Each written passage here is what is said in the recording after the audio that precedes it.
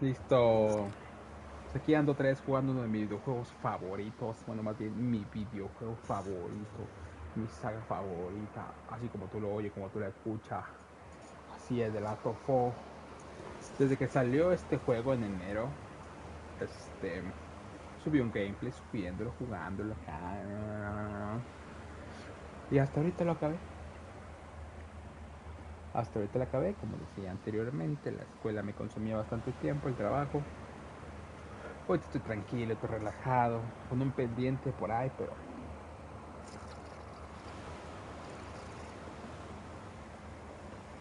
tratando de solucionar, pero aquí andamos. El día de hoy me acabé la historia de Last of Us y sigue diciendo que es una historia muy maravillosa, muy bonita, muy bella.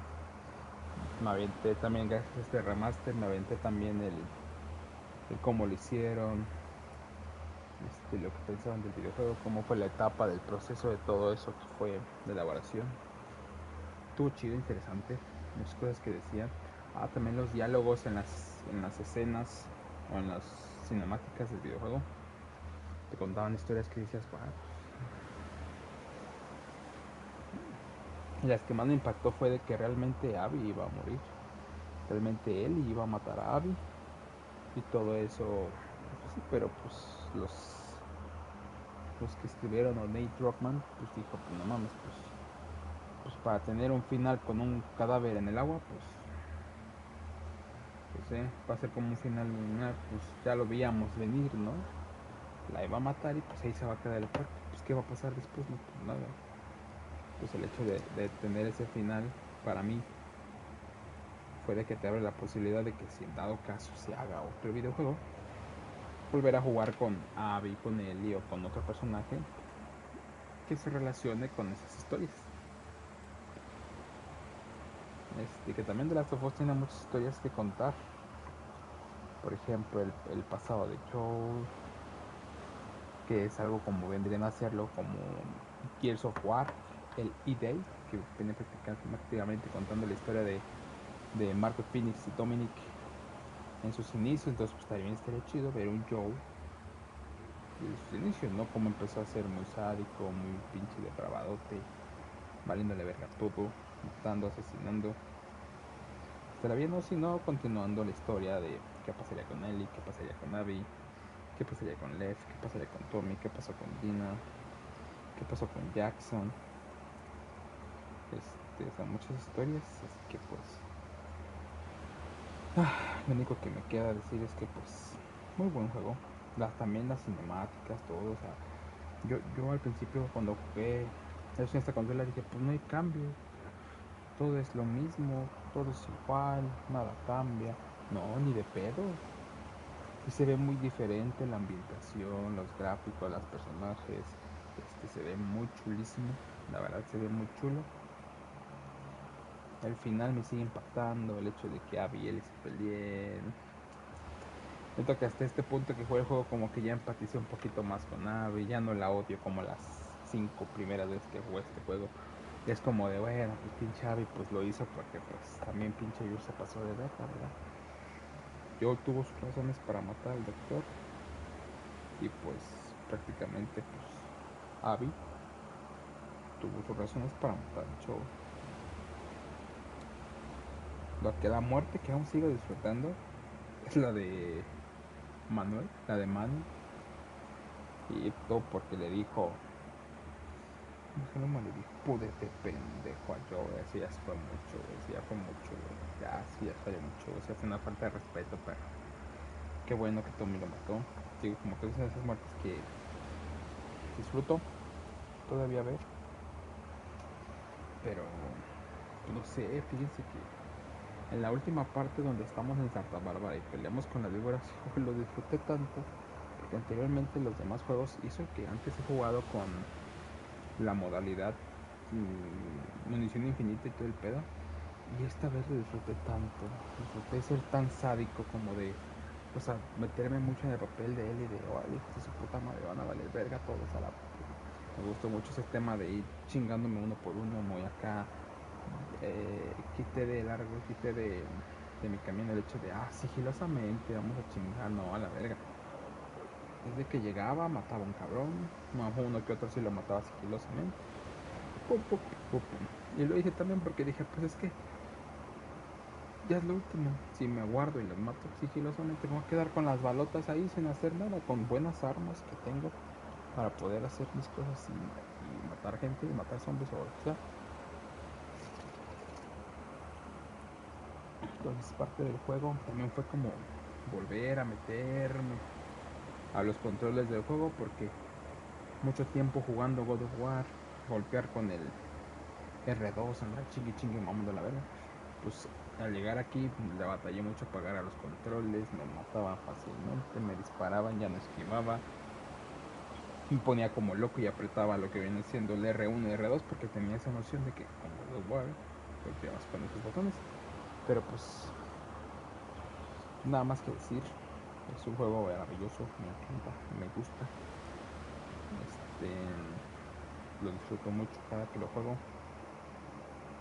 Creo que es el único juego que he jugado un chinguería de veces. Porque otro no. Bueno, y el Spider-Man, junto con el Marvel Spider-Man. Pues es que hasta ahorita mi top 3 es que no sé. No, Chile no sé nada. Pero bueno, ya vamos a jugar los niveles perdidos que tenía ganas de jugar hace un chingo. También quiero jugar el Sin Retorno, güey. Ahorita terminando eso nos aventamos uno de Sin Retorno. Vemos cómo sale, cómo queda. Vemos qué tan perro se pone. Ya nomás son 3. Fiesta en Jackpot y la cacería. Ok. Pues sí, ¿no? Video de introducción, sí, todo así. A menos de que el video de introducción sea como de spoiler, ¿no? Como de... ¿Cómo se dice esto? Derechos de autor. Como lo que pasaba con Naruto. You're about to play an unfinished level from The Last of Us Part 2.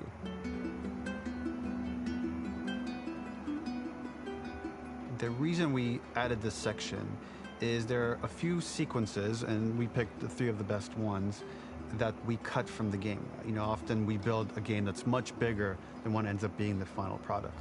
They were months away from being finished, but we wanted to give you an insight of what it's like when we built a game, because often we have this whole thing constructed and it doesn't have final art or audio or dialogue. And here you get to see the building blocks of what it's like when we first string a bunch of these levels together. This is the intro to the first deleted level, and this one is the roughest of the 3. We wanted to show more of how Jackson operates. So this is the festival where Ellie ultimately kisses Dina. This sequence would have come very late in the game as a flashback sequence while you're in the farm with Dina. And we wanted to show what is the rest of Jackson doing, and wanted to put on the stick, make it interactive. So you could see when you're outside, there are all these almost like carnival games that you can play. You could mix drinks, you could play with these kids that are playing a sort of clicker Marco Polo, sit down and listen to conversations. And all the different interactions were first or second pass, very, very early passes. The building blocks are there, but nothing is final. And ultimately, while we were very excited by this sequence, it's pretty fun and lighthearted.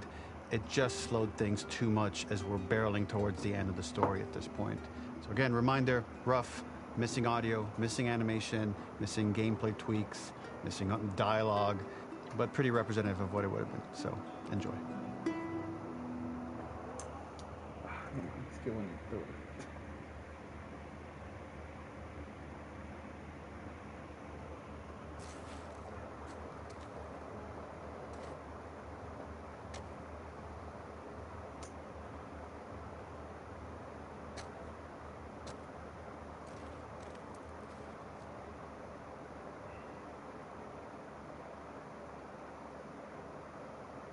Tiene su departamento, ¿verdad? Yo que no. Originally, this level was going to transition us to farm. We would go all the way through to the dance, where Ellie and Dina share their first kiss. Then we would play through farm, and when Ellie plays the guitar at night, she would remember the Seth incident. So, the opening for this was a little tricky. We needed it to match at least a little what you might expect emotionally coming from prior beats, because we were already purposefully disorienting you in time and space. Remember, you just came from this huge fight. To jump straight into it would have been a little too jarring. After some back and forth, we rooted it in Ellie's nerves. calling back to her hands shaking in the theater. But this time, for a much more innocuous reason we'll find out later. She's nervous because she has a crush on Dina, who is the only reason why she's here at the dance. Mira la Ellie. Picarona la Ellie. Pero fíjate, o sea, todavía con esas escenas hubiera hecho muchísimo más largo el juego. O sea, está largo. Digo, a mí me encantó que estuviera sido largo. Pero no mames.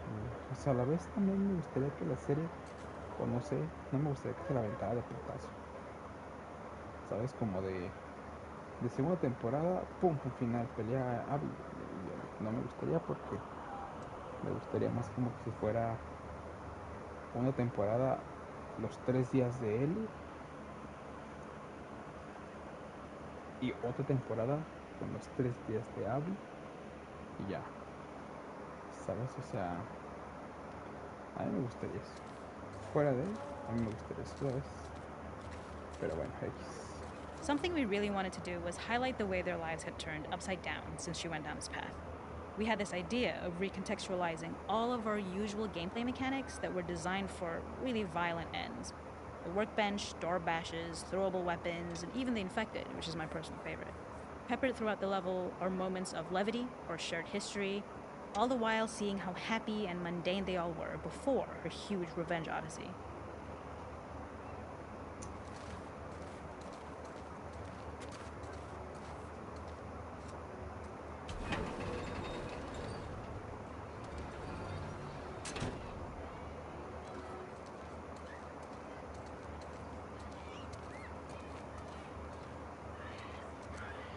It is not a festival without one of these throwing games. This one, of course, uses our throwable system where you're often chucking explosive things or stunning things, but for a more wholesome purpose, although some people take this game really seriously. A fun aspect of this is if you did well, you could win a toy here. Ellie would place it in her pocket. If you had done this, you'd find the toy with JJ, the baby, later back at the farm. When we cut this, the toy made it through anyway because it was so cute. It is the same one you see on the tractor at the farm. Ollie the elephant.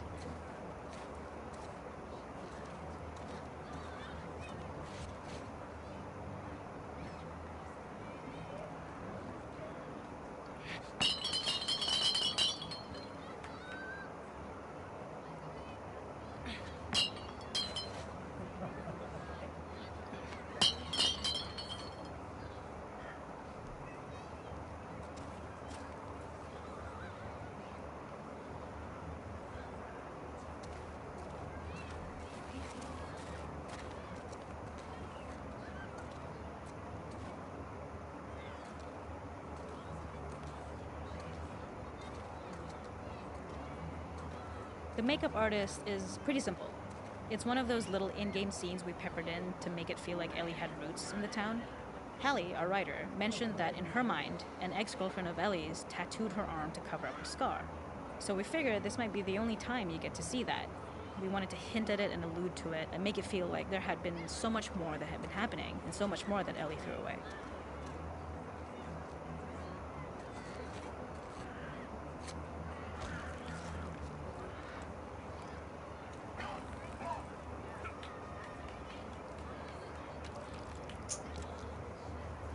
Así que puede decirse que esa es como quien dice la ex novia de...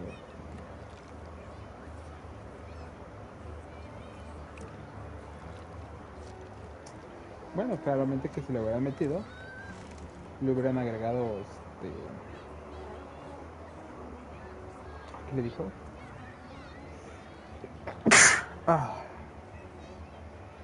Ay, perdón. ¿Me explico? O sea...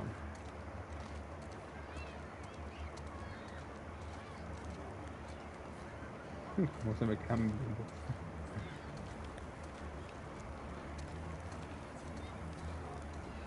We use our workbench a lot to make a lot of things that kill and maim and hurt people. Here, we had the silly idea of using the same feel, harkening back to the same animations, using the exact same UI to instead fix a drink. Like the workbench, you could pick your base, and then you could add something to it. And at the time, we had some different reactions from Ellie based on how strong you chose to make the drink. Something we wanted to prototype, though, before it got cut, was picking up some ingredients around to add. like a lime or maybe a bottle of someone's favorite whiskey or salt, like you were earning upgrades. We also toyed with having Ellie carry around the drink you made and occasionally sip it, psyching herself up to go talk to Dina inside because she's nervous. It got too noodly though, because she would need to keep placing it somewhere before she did anything, so it would have ended up more trouble than it was worth.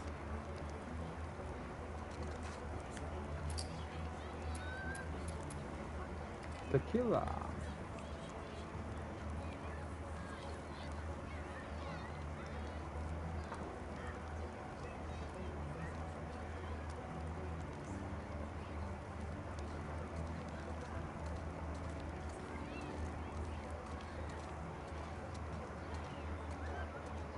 Ya está María. Mira el morrillo.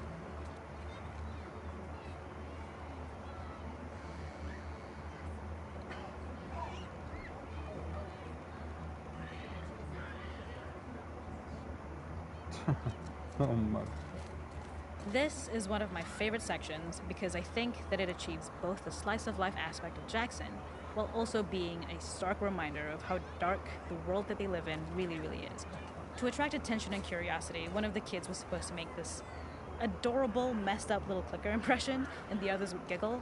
We tried a version where if you got close enough, the kid might try and follow you a little before turning back. Since clickers are blind and move by echolocation, for this game of messed up tag, Ellie must close her eyes and listen for when the children give themselves away. The thought was that these kids are in relative safety. They still grow up with the dangers of clickers and runners, and all those lessons would embed themselves in the games that they play. When the festival got cut, they tried to preserve this moment and move it to the front of the game where the snowball fight is, as a tutorial.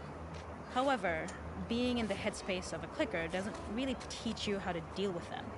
Eventually, it evolved, and they instead made the snowball fight, which was, I think, way more effective. For me, it's character illuminating that not only does Ellie know this game, she plays along. There's a familiarity with the kids that's really nice to see, especially because it's such a difference from the Ellie we see later, who has a sort of hollow normalcy that she's trying to get with JJ, but kind of fails.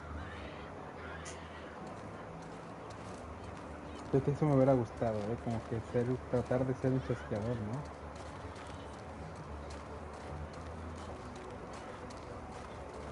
Hasta la última. There's a hidden spot at the back that was just a bit of fun. It was highlighting Jackson's normalcy with something we would find in a real world. In the back, you would find teenagers finding some alone time with each other in a dark corner of a party. It was rewarding the player for peeking into a hidden corner, but ultimately redirecting them back to the festival. We also had versions of them smoking weed here, despite Maria's consternation, probably having gotten it from Eugene. O sea, que vi a alguien haciendo algo. A ver, chino, yo nunca vi nada.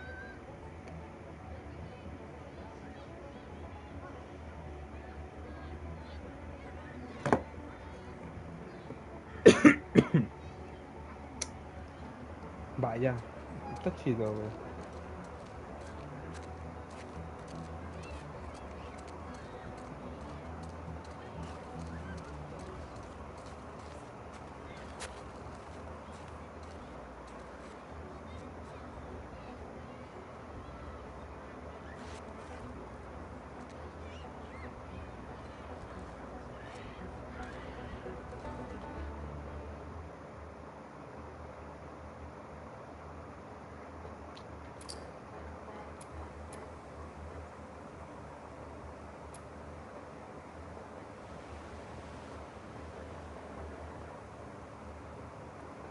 Ellie cae en el sistema de alcantarillas de Seattle. Esta cosa representa un estado previo a la versión sin terminar, reflejando su condición cuando se eliminó el juego originalmente. Creo que esta así como que tratan de ver más o menos de que trataba, pero yo nunca había aventado ninguno, o sea, nunca viví los cómo eran los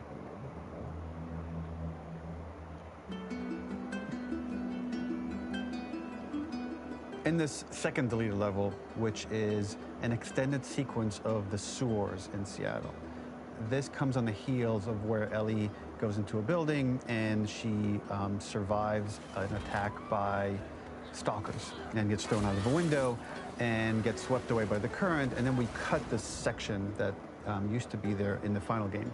Now you will get to play it. So this was a way to get a bit more interesting puzzles, interesting traversal, figure out how Ellie can navigate the sewers with the fighting current. Ultimately, with a lot of these levels and these sequences, the reason why we cut them were for pacing purposes. But here it is for you in this very kind of raw form that part of it will feel finished, parts of it will feel like assets are missing as far as audio, animation won't be final, but it's a glimpse into what a game looks like when it's months away from finishing. Enjoy.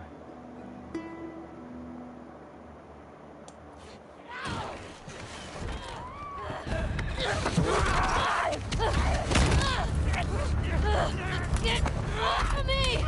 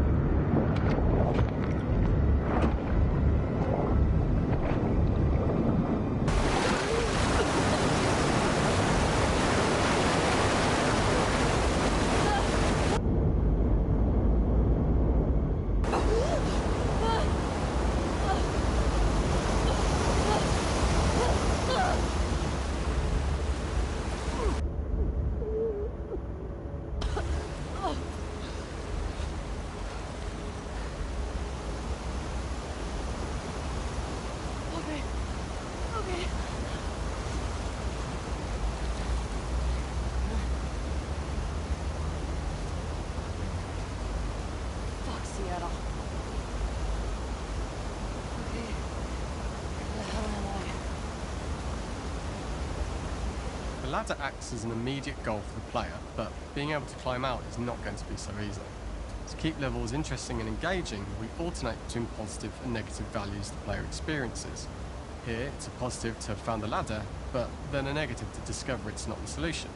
But then another positive to identify the next short-term goal of the doorway. By alternating between these opposing values, we give players what they expect, but not how they expect it. Pues es como un puzzle, pero mames, 15 diálogos, a la espeta.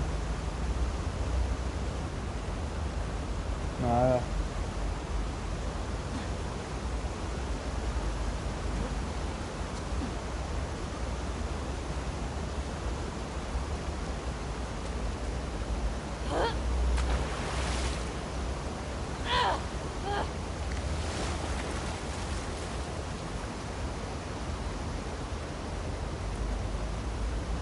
This level, internally known as Find Nora, was quite long in duration as we had to make Ellie traverse a far distance to the opposite side of downtown Seattle.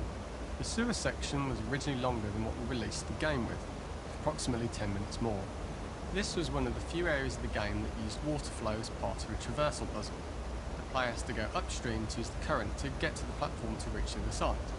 We mostly cut this mechanic game-wide, however it remained in essence in the section swimming to the aquarium as Ellie, when you were avoiding the waves.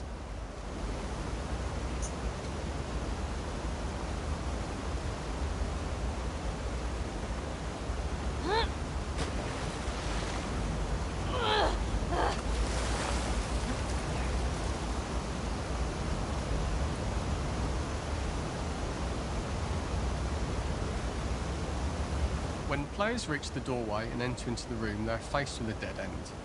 The real reason for this dead-end room is that on the reversal when exiting back out of the doorway, players are faced with the route onwards. A pipe that they'd not been able to see when they were swept past it on the way in, and something that was hidden from view when on the side platforms. The intention here being that the only option is to go off the standard path in order to search for a way out.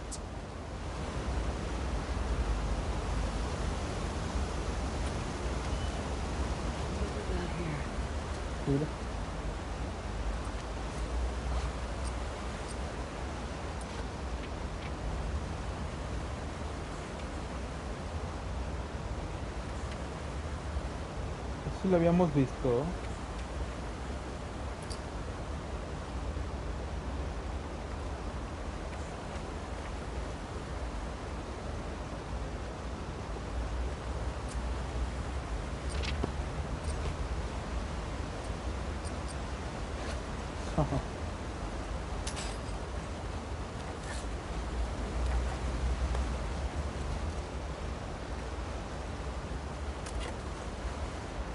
Eso quiere decir que me vengo enfrentando a alguien, ¿no? Yo digo. Lo que tengo que hacer aquí es saltar de aquí a allá, güey. Vamos a hacerlo.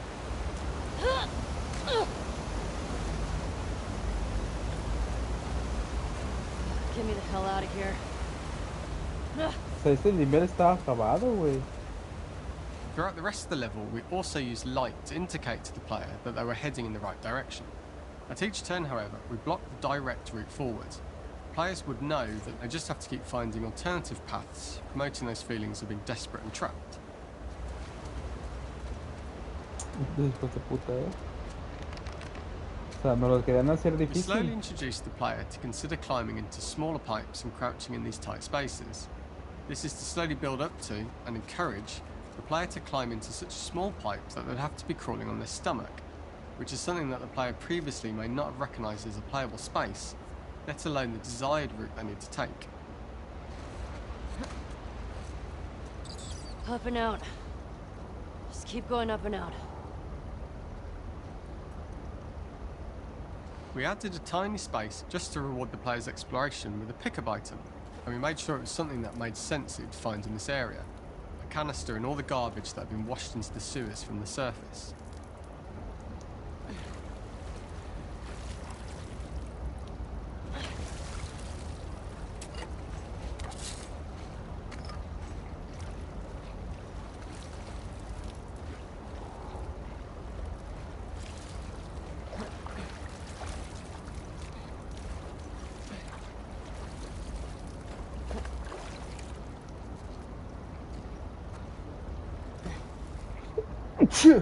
A su máquina.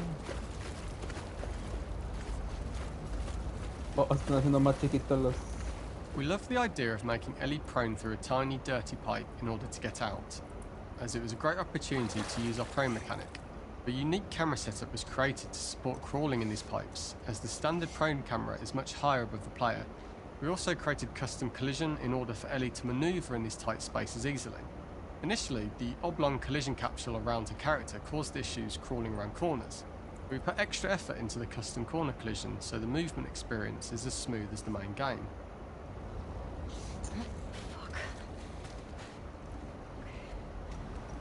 Don't lose your shit, Ellie.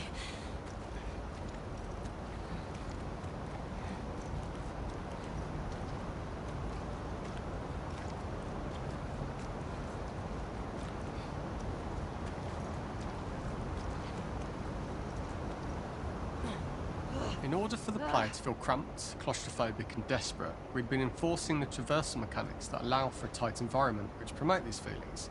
We introduced the use of the squeeze through so that we can keep the player feeling enclosed and tight, but without repeating the same geometry. Here we changed from low ceilings with wider walls to high ceilings and tight walls to change up the spatial pacing and keep the level from repeating itself.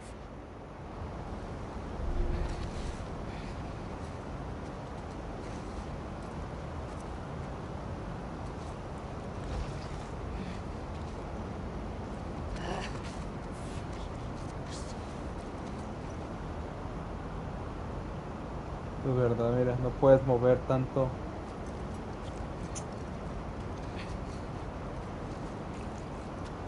Está chido. Shitty place to die.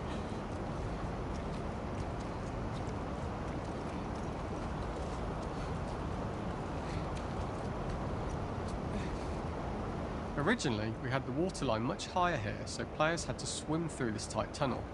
However, from watching user test feedback, it was occasionally causing people to discount the route entirely and turn back on themselves. So to avoid any risk of this happening in the final game, we present a lower water level so the tunnel is easy to see and commit to using. Although this isn't as impactful without the prone swim, it's the better decision as it means a smoother experience for the player with no backtracking frustration. Okay. As we surface from the water and over the crest of the slope, we reveal what is further in this tunnel. A clicker that has sprouted and the fungus has grown on the sides of the pipe. It was great to see people who user tested this area becoming increasingly worried as we forced the player to squeeze past the fungus and inches away from the clicker's face, all the time not being sure whether the clicker might be alive or attack them. Although we aren't as cruel as to force a clicker attack in such close proximity, we do have a payoff for this moment. This clicker momentarily turned into Joel to show Ellie's PTSD from what happened to Joel at the start of the game. Ultimately, we decided to save this moment for the farm level, as it was more impactful there because it could become the centrepiece of that experience. Whereas in the sewers, we weren't able to make it as much of a narrative point and give it the breathing room and reaction time that it deserves, given the tight space.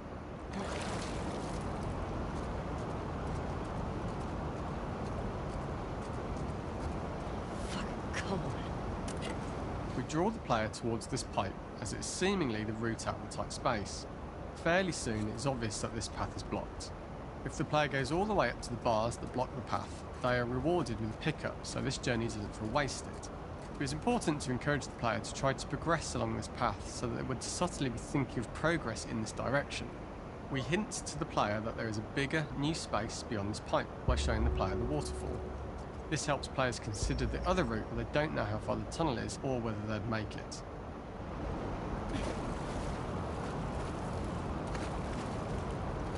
As we surface from the water and over the crest of the slope, we reveal what is further in this tunnel.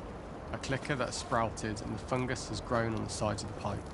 It was great to see people who user tested this area becoming increasingly worried as we forced the player to squeeze past the fungus and inches away from the clicker's face, all the time not being sure whether the clicker might be alive or attack them. Although we aren't as cruel as to force a clicker attack in such close proximity, we do have a payoff for this moment. This clicker momentarily turned into Joel to show Ellie's PTSD from what happened to Joel at the start of the game. Ultimately, we decided to save this moment for the farm level, as it was more impactful there because it could become the centrepiece of that experience. Whereas in the sewers, we weren't able to make it as much of a narrative point and give it the breathing room and reaction time that it deserves, given the tight space.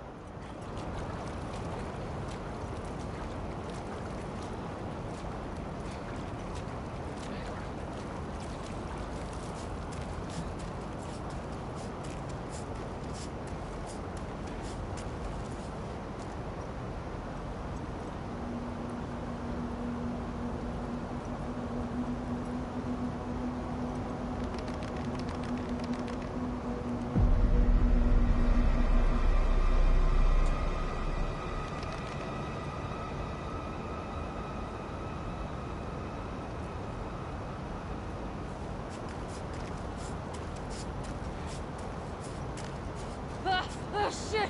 Ugh.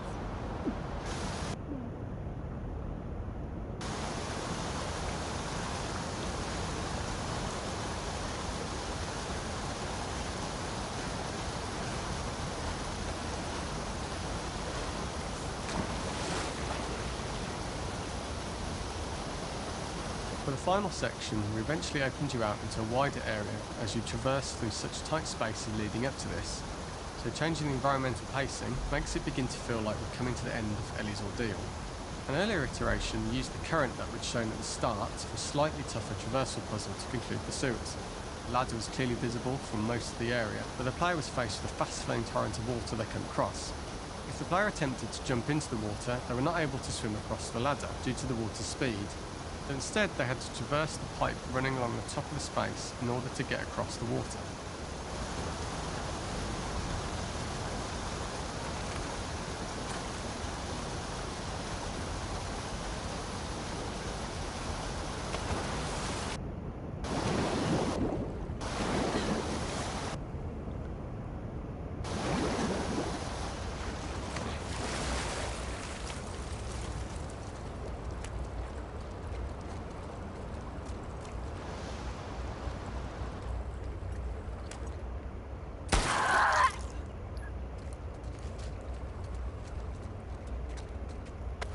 Right.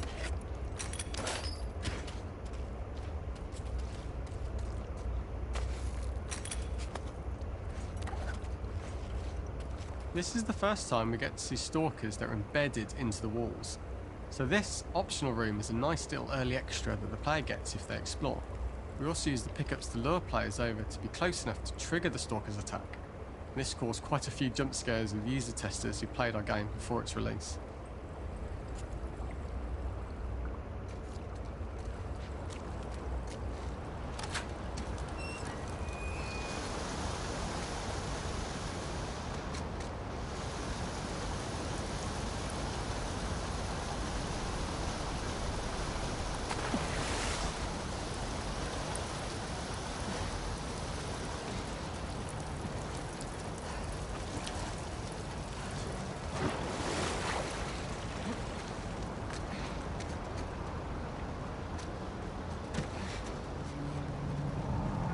Using this pipe was retained in the iteration we shipped with, as it's the last of the extreme methods Ellie has to undergo in order to escape the sewers, and what she will go through in her pursuit of revenge.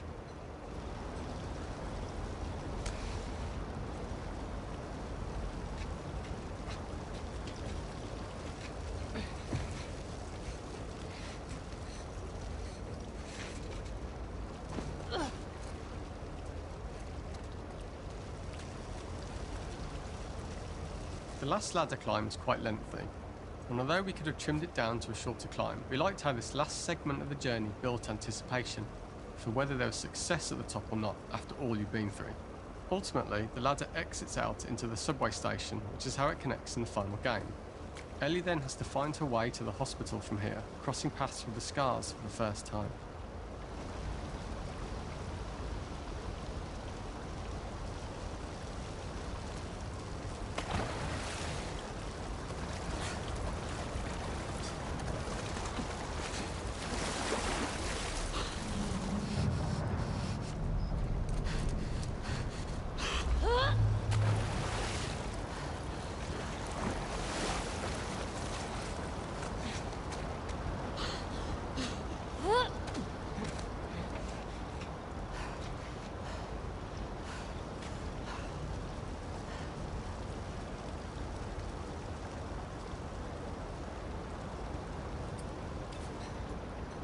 Using this pipe was retained in the iteration we shipped with, as it's the last of the extreme methods Ellie has to undergo in order to escape the sewers, and what she will go through in her pursuit of revenge.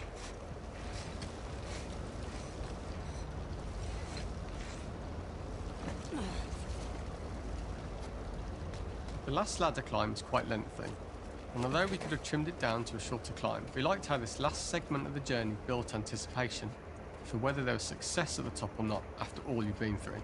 Ultimately, the ladder exits out into the subway station, which is how it connects in the final game.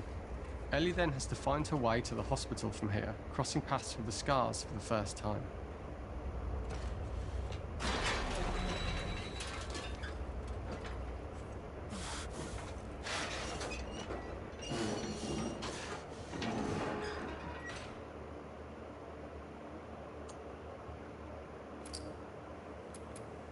Ni me dio sueño, güey. Ya, el último, el último.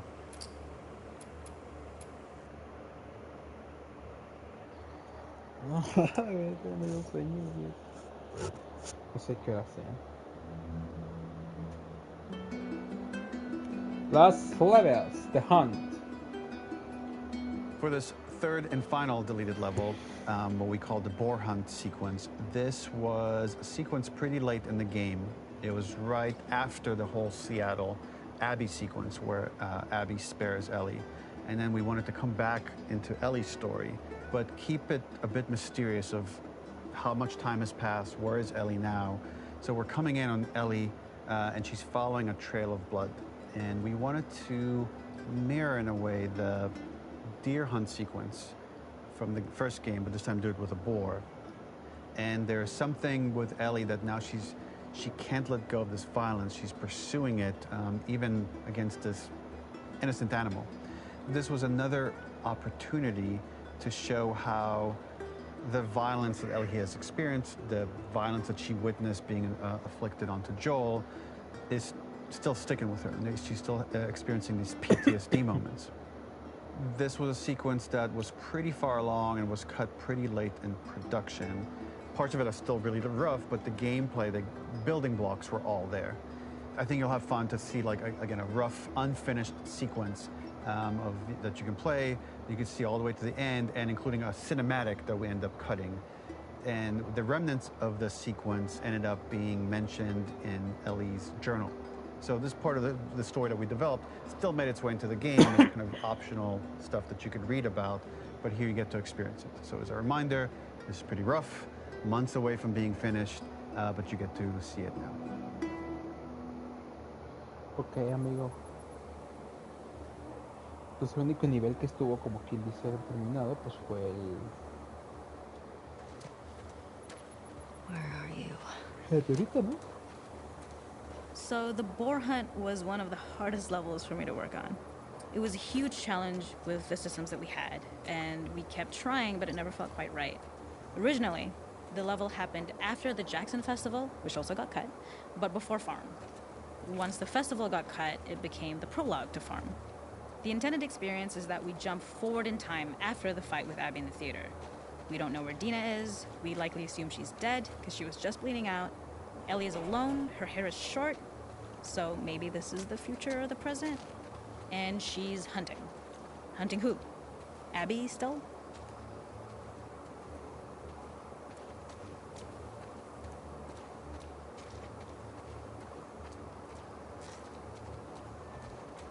Hoy.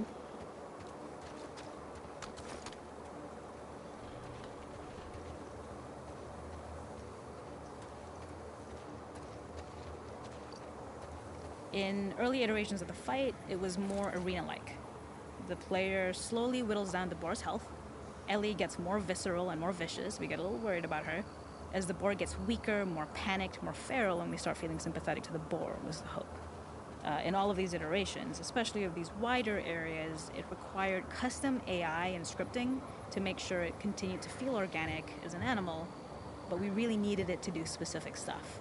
It needed to be able to close distances really, really quickly. It needed to charge to attack, but we wanted the feeling of hunting, so we needed to track it down from afar. And we also needed to discourage the player from attacking the boar when it's that close, or it would kind of turn into this melee kerfuffle. How do we do this in our world while keeping the boar believable?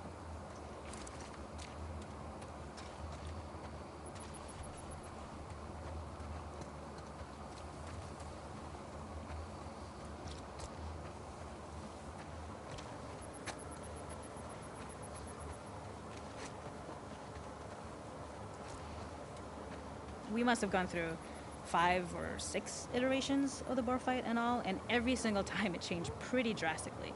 We split it into clear phases, where one was like all long range. We tried another where you're getting close and you get the jump on it quite literally. You're jumping off of a rock to attack it. And then finally we tried a bunch where you almost sort of go around a bunch of trailers and try and wrestle it. We uncovered after some time that taking down a boar over several phases felt very laborious and a little dramatic. It was comically long, it felt too boss-like, a little too gamey. We decided to cut the first few phases, and we opted for a cold open after the boar had already been hurt off-screen. So that allowed us to focus on feeling like we're closing in on prey and to introduce the boar when it was at its most dangerous. Already hurt, already feral, much too close for comfort. And so the thinking was it would bring us more into Ellie's mindset. Is this really hunting for food, or is she hunting for some other reason?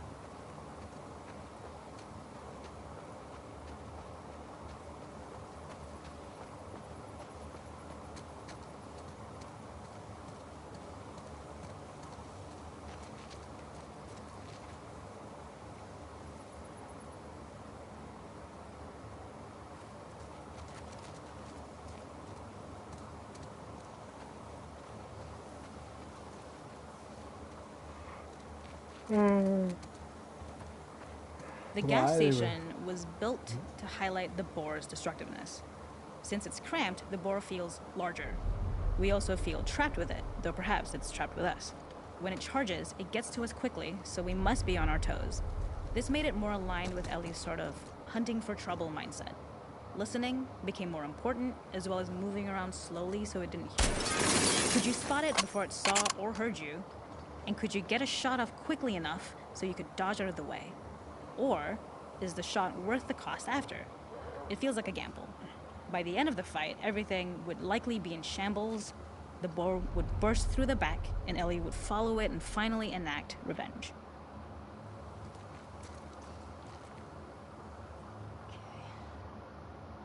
I can't see shit.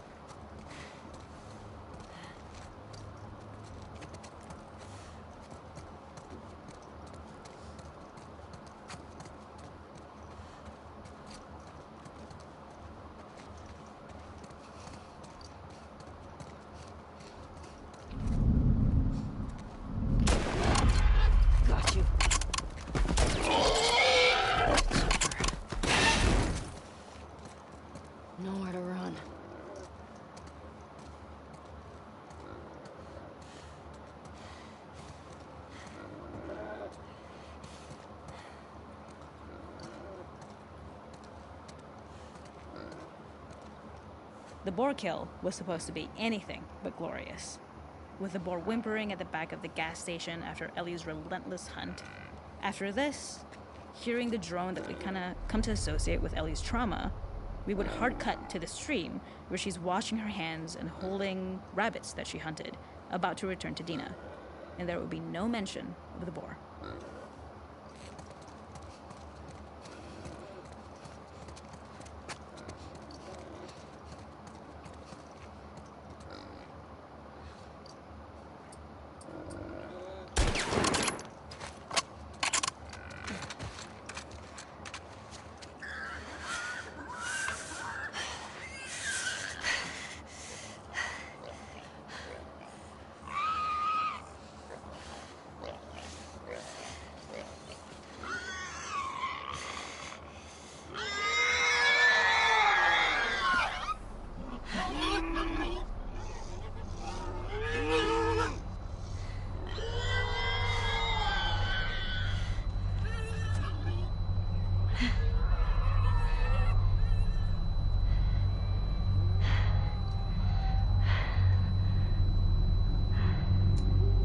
Chale, pobre él. Quedó bien traumado por él. Y ven esos tres, no me ves todo mal. O sea que de ahí es cuando regresa, se lava las manos, agarra sus conejitos y se va. Fíjense que hoy cuando lo jugué, dije, a la madre, ese es el nivel secreto, a lo mejor pues están metidos, pero después dije, pero pues ya hasta lo grabé, yo no voy a grabar Steam, nomás voy a grabar el videoclip. Y dije, pero andaba grabando hasta que dije, y vi el caballo de Tommy y fue cuando dije, chinga, pero si los otros niveles perdidos pues, nunca pasaron, qué pedo. Miren, la neta quería jugar sin retorno, pero no mames, tengo sueño, la verdad. La neta tengo un chingo de sueño. Así que eso será en otra ocasión. Así que nos vemos, bye bye. Cuídense, Dios los bendiga, bye bye. The Last of Us es un juego maravilloso.